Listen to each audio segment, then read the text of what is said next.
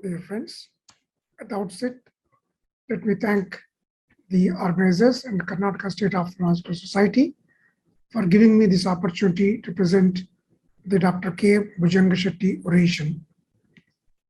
Dr. Bhujanga Shetty is a doyen in the field of ophthalmology, and single-handedly he built the Narayana Nethralaya that has risen as an institute of international repute. Throughout his career, he stressed the importance of quality clinical care, research, and teaching as important founding principles. He has recently been named a legend in ophthalmology by Times of India in 2018. I would again like to thank the Karnataka State Ophthalmological Society for having given me this opportunity. I would like to dwell briefly upon the evolution of vitreoretinal surgery with special emphasis on internal tamponading agents, about which I have special interest. It all started with identifying retinal breaks in eyes with retinal detachment and trying to relate the two. And this was identified within 2 years of the introduction of direct ophthalmoscope by Helmholtz and Ruet with indirect ophthalmoscope by Ruet. But people didn't understand the relationship between the two, and they thought it is a detachment which caused the break. It was Gonin who related the cause and effect relationship of the retinal break versus the retinal detachment. A lot of credit for the present day vitreoretinal practice goes to Dr. Charles Keepens in Boston, who popularized binocular indirect ophthalmoscopy with indented examination. He developed several techniques, some of which probably are historical importance, but many of which we incorporate in our daily practice. He developed the technique of implant scleral buckling technique, open sky vitrectomy, etc. Most importantly, he has trained an army of retinal surgeons, stressing throughout on the diligence and meticulousness to detail.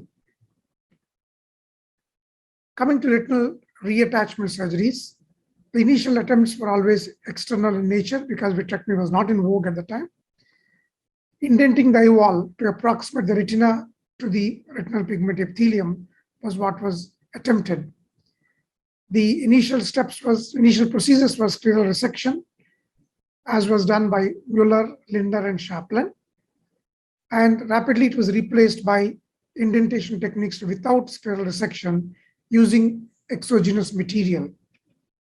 Jesse tried just simple gauze pad, and this was rapidly replaced by more tolerant materials because gauze tends to get infected over a period of time. Custodies developed the local plomb, and we now have a plethora of scleral buckling elements, both for localized implant and for encerclage. So the materials that form the scleral buckling elements have also developed over a period of time, from polyvinyl, polyester, etc., all the way to the present generation of solid silicon, which has stood the test of time. The next important step was how to create an adhesion between the retina and the underlying retinal pigment epithelium and choroid around the retinal break so that the break can be sealed once and for all. The initial attempts were by using cautery across the sclera. As you can well understand, the entire sclera is damaged and necrotic because of the cautery procedure. Similarly, full thickness scleral diathermy was also found to be very dangerous for the sclera, and hence Keepens developed the scleral implant technique wherein the scleral bed is dissected and diathermy is applied within the bed. With the advent of cryopexy, diathermy has fallen into disrepute, and at this point of time, perhaps diathermy is not even available. Laser photocoagulation has also come into vogue in a big way, both for use in the clinic, externally, and during vitreous surgery. This is a short video of an implant technique of Dr. Charles Keepens, performed by my guru, Dr. S. Badrinath, way back in 1982. I will skip the more mundane steps and go to the important step of the scleral dissection being made. You can see the incision being made with the Deshaber knife, and then the flaps are raised and the bed is dissected to the extent that is required based upon what implant is chosen. And then diathermy is applied within the bed at uniform intervals. And since diathermy causes more stronger adhesion than cryo, you don't have to make confluent burns. This kind of application is more than enough within the bed to cause adhesion. And then the mattress switches are passed and the scleral buckle is placed underneath the mattress switches. And encerclage is done as a routine and drainage is done as a routine. So basically this video shows us a technique which was adopted in the past for many years before it was supplanted by the explant technique and cryopixy. As I said, this is of historical importance and nobody does it these days. Internal approach to fix the retina was rapidly thought to be necessary because external approach cannot correct all kinds of detachments. The bands in the vitreous keep the retina detached despite a buckle, and hence Deutschmann tried to cut the bands by just using a knife penetrating through the aura. You can understand what the repercussions of this step would have been. Subsequently, people did attempt an open sky vitrectomy, and Hal Freeman even used a more controlled cutting off of the bands by using a scissors introduced to the pars plana and used inflated balloons under indirect ophthalmoscopic control. All this, of course, is of historical importance because of one man, Robert Markman. He has revolutionized the way we can manage vitreoretinal diseases. He has invented the vitrectomy system, and his initial tool is the vitreous infusion suction cutter, which is a multifunction probe of almost 18 gauge size, gigantic by today's standards. But it served the purpose and initiated us into the art of vitreoretinal surgery. There were other clones that were developed rapidly by Dowers, the roto extractor, and Payment's vitrophage. These were replaced by the Acutome system by Conor O'Malley, and this is a split function system. This perhaps is another important landmark in the development of vitreoretinal surgery, and the present day cutters are all clones of this Acutome system, be it 20 gauge cutters or 23 gauge cutters or 27 gauge cutters. We rely heavily upon the multifunction, we rely heavily upon the split port system. Although this vitrectomy approach could correct a majority of disorders which could not be attended to before the advent of vitrectomy, we still had difficulty in reattaching retina, such as in a giant retinal tear. People have tried injecting gas and positioning the head to unroll the flap, but vitrectomy followed by prone fluid air exchange has caught the imagination of the ophthalmologist. Prone fluid air exchange could be done in a controlled fashion using a striker's frame and a rotating table, which is not always available. And since we didn't have it, we had to innovate. And innovation we did. With the help of our anesthetist, the patient could be strapped to the trolley top, and then halfway through surgery, the head end of the patient is still kept under sterile drapes and turned in a prone position. This step is very, very vital in its planning requirement. Otherwise, it can result in disastrous consequences. And once the patient is in the prone position, the surgeon goes on a surgeon creeper, and does fluid air exchange using indirect ophthalmoscope through the pars plana using 30 gauge needles. And once the retina is reattached, we turn the patient back in supine position and inject oil in the air-filled eye. I had an opportunity to do 2 such giant retinal tears before mercifully Dr. Stanley Chang invented perfluorocarbon liquids, and then now the giant retinal tear surgery is child's play. The same holds good for the treatment of choroidal neovascular membranes, which is now currently done with intravitreal injections even by general ophthalmologist. But in the pre-anti-VEGF era and pre-PDT era, treatment of these were extremely difficult. And very often we ended up not offering them any treatment. Although some people even directly destroyed the macula along with the CMVM with photocoagulation. In this video, I show the submacular surgery which was sharply in vogue because of the inventions of Matthew Thomas, wherein he performed a vitrectomy, created a retinotomy, and detached the macula using DSS, and under the bleb, we use a subretinal spatula to separate the choroidal neovascular membrane both from the undersurface of the retina and from the retinal pigment epithelium. Once the membrane is well mobilized, it is held with forceps and removed. As you can understand, since the membrane is plucked, it has got to be in front of the RPE in order not to damage significant areas of retinal pigment epithelium. And hence, this is applicable only for type 2 membranes where the membrane is entirely present in front of the RPE. So the two cases which I'm showing here, not the videos but photographs, are of 10 people with idiopathic membranes which could be elegantly removed using this technique. And both had, fortunately for me, a good surgical result postoperatively. This retinotomy need not be treated and can be left untreated with fluid air exchange. These are the two eyes of the patients with idiopathic membranes, both of whom have recovered very good vision subsequent to the surgery, courtesy a healthy underlying RPE. Obviously, this is all of historical importance with the advent of anti-VEGF therapy. Coming to internal tamponading agents, Edward Norton introduced gases into vitreoretinal surgery, and we still use SF6 and C3F8 quite routinely. Stanley Chang introduced perfluorocarbon liquids, which, as I alluded to, has revolutionized the care of complex detachments such as giant retinal tear, retinotomies, retinectomies, etc. People needed long-term silicone internal tamponading, which was provided by Paul Sibis. John Scott from UK used silicone oil as an instrument, not as a tamponading agent, but it was Jovanovic which combined the virtues of vitrectomy and silicone oil by doing vitrectomy with silicone oil being used only as a tamponading agent. Even currently, we use this combination for many complex detachments of retina. But are they ideal? Neither gases nor silicone oils fulfill the features of an ideal substitute. An ideal vitreous substitute should be easy to inject and easy to remove, or at least there should be no need to remove. We should be able to titrate the length of longevity in the eye. It should be optically clear so that patient can see postoperatively, and we can also do laser, etc. Postoperatively.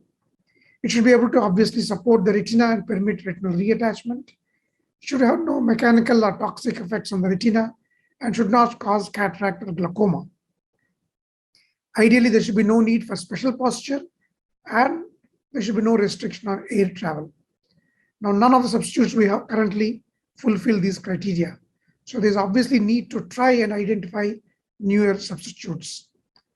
Our foray into field of tamponading agents was kicked off by this collaborative effort between myself, Professor Su Zinni, who is the driving force behind this whole project, and Professor Lo Sin-chun, who is a polymer scientist of repute, supported by a good team of scientists. And we zoomed down upon smart hydrogels, which are thermoreversible polymers. They are liquid in cool temperature, and when they touch the human eye, they become a gel. So they're easy to inject, but in the eye, they become a gel. And the transition temperature is tunable. These are transparent, they are biodegradable, hence no need to remove, and obviously easy to inject when they are cold. So the product we chose is a patented product, the patent of Professor Sin-jun, and is a tri-block polymer containing polyethylene glycol, polypropylene glycol, polycaprolactone. It is thermosensitive, optically clear, with a refractive index of 1.34 and is entirely biodegradable in a matter of about 2 to 3 months. At about 16.3 degrees, there's a transition between salt to liquid, salt to gel, and it has got a viscosity which is much higher than silicone oil.